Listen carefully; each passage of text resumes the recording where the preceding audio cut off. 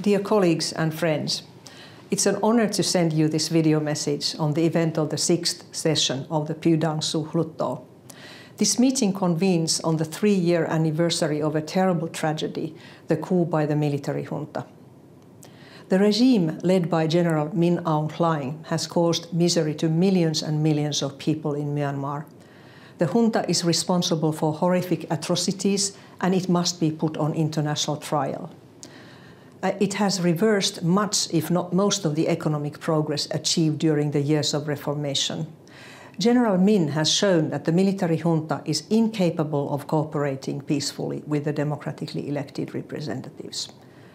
I salute the bravery of the resistance. You have repelled the influence of the military junta and you have kept the vision for restoring democracy in Myanmar. You have shown that the democratic institutions of Myanmar function even under the most difficult circumstances. You have shown a lot of willingness to work together to build an inclusive and free Myanmar.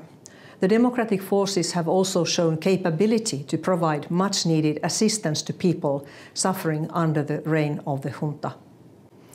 The European Union has been a strong supporter of the democratic forces, and the European Parliament has called for restoration of democracy in Myanmar. As Vice President of the European Parliament, for me it is essential to keep the parliamentary connections like this strong and with other democratic forces, including with the National Unity Government and NUCC, and with the ethnic revolutionary organizations. In my role as Vice President, I will continue to raise the cause of Myanmar and its democratic forces in the European Parliament. I will also do my best to facilitate dialogue between the EU institutions and the democratic forces where needed. Meanwhile, it's crucial that the entire international community stands behind the people of Myanmar. This also means that ASEAN, as a regional actor, must start to take seriously its key role in facilitating the transition to democratic and free Myanmar. Recently, dear friends, I went to Thailand.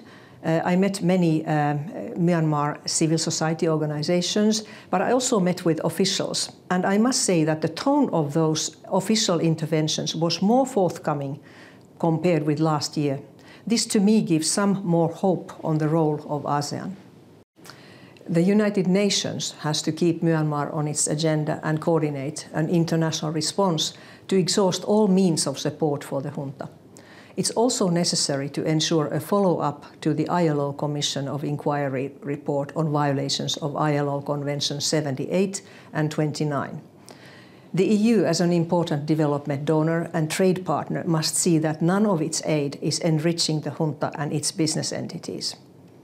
The last months have shown that, as with all juntas, even the military junta of Myanmar may come to its end, maybe sooner rather than later. People's resistance has succeeded in pushing the junta back in some important areas. The signs are promising, but the task of sending the military back to its barracks is still huge.